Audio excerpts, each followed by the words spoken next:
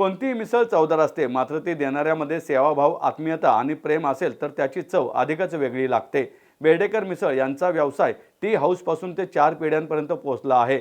आज आधुनिकता आणि परंपरा ही बेडेकर कुटुंबाने जपली असून समर्पण आणि सेवा यातून व्यवसाय वृद्धी होते हे त्यांनी दाखवून दिले आहे, असं मत ज्येष्ठ साहित्यिक डॉक्टर श्रीपाल सबनीस यांनी व्यक्त केलं आहे. डॉक्टर न.मो. जोशी व कुटुंबीय पुरस्कृत वल्लभाचार्य कैलासवासी म.वा. जोशी स्मृती गौरव अन्नब्रह्म पुरस्कार 2025-26 हा नारायणपेठेतील बेडेकर टी स्टॉल म्हणजेच बेडेकर मिसळ यांना नारायणपेठ मुंजाबादच्या बोळातील त्यांच्या वास्तूत झालेल्या कार्यक्रमात प्रदान करण्यात आला. यावेळी ज्येष्ठ शिक्षणतज्ज्ञ व आयोजक डॉक्टर न.मो. जोशी, मुरलीधर भोजनालयाचे गोपाल तिवारी यासह बेडेकर कुटुंबीय उपस्थित होते. बेडेकर मिसळचे अनिल आणि आल्हाद बेडेकर यांनी पुरस्कार स्वीकारला.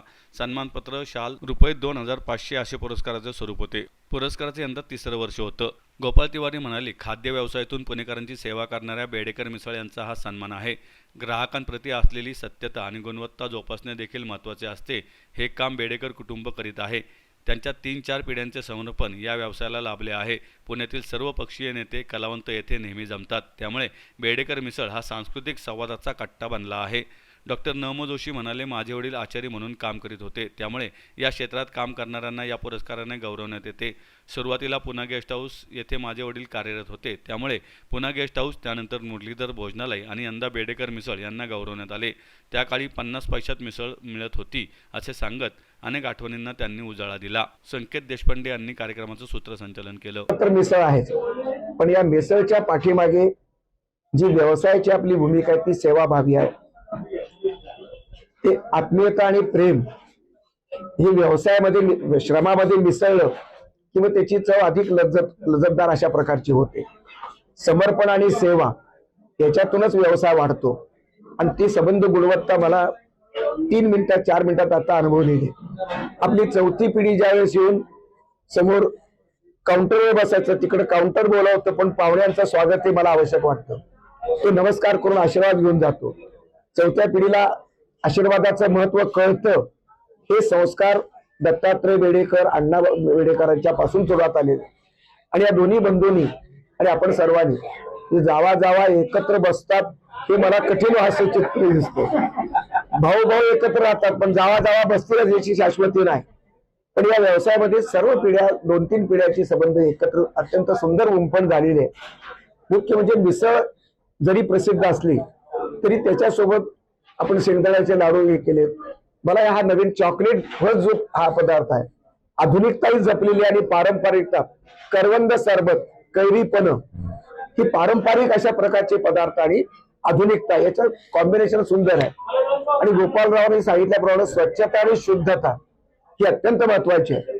कारण हॉटेल ही मारून घालणारी अशा प्रकारची नवीन व्यवसाय हा आरोग्याला हानिकारक अशा प्रकारची भूमिका घेताना दिसतोय.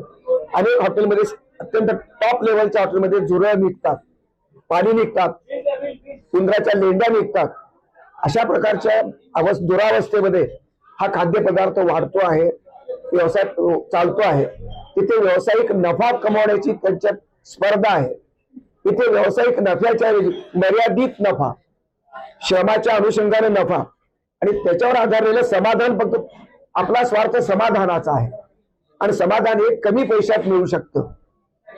आणि देणं आणि समाधान घेणं या 2 गोष्टी अत्यंत महत्वाच्या आहेत. आणि म्हणून बेडेकर हा ब्रँड, आता बेडेकर मसाला पाहिला होता, बेडेकर लोणचं आम्ही लहानपणापासून ऐकत होतो, पण आता बेडेकर मिसळ हा संबंध ट्रेंड आणि हा ट्रेडमार्क अत्यंत गाजतो आहे आणि याचं मला भयंकर कौतुक आहे, आवड आहे. न.मो. जोशी सरांची भूमिका मला अत्यंत महत्वाची वाटते. आपल्या वडील हे स्वयंपाकी होते हे सांगताना लाज वाटणारी माणसं आहे. 90 वर्षाचे तपस्वी महर्षी न.मो. जोशी आपल्या वडिलांच्या श्रमाचं महत्व ओळखतात, पचवतात आणि वडिलांची आठवण जिवंत ठेवण्यासाठी कुठं श्राद्ध घालणं, कुठं ब्राह्मण जीव घालणं अशा प्रकारच्या पारंपरिक पद्धतीमध्ये न गुंतता ते पुरस्कार देत आहेत.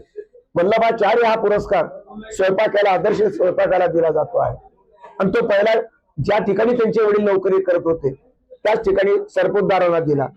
दुसऱ्या वर्षी आमचे विद्वान मित्र गोपालराव तिवारी, खरं म्हणजे न.मो. जोशींचा पक्ष साधारणपणे भाजपच आहे, ते काँग्रेसवाले आहेत, पण हा पक्षपात हा इथे वैचारिक नाहीये. तो व्यवसाय करणं जे सेवाभावी समर्पणाची जी भूमिका आहे ती मुरलीधर हॉटेलने सांभाळलेली आहे आणि तीच परंपरा आज चालू असताना मला सगळ्यात आश्चर्य वाटलं की गोपाळराव तिवारी मला घेऊन आलेत.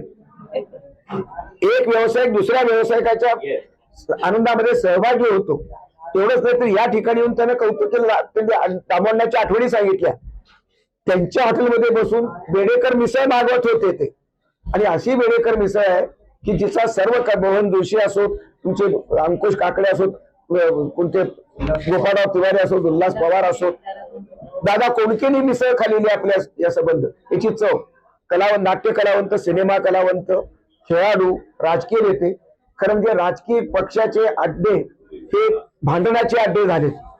पण आता बेडेकर मिसळमध्ये सर्व पक्षीय लोक येतात, नेते येतात. तर हा सर्वपक्षीय संवादाचा कट्टा झालेला आहे आणि हा कट्टा सुसंवाद मला अत्यंत महत्वाचा वाटतो.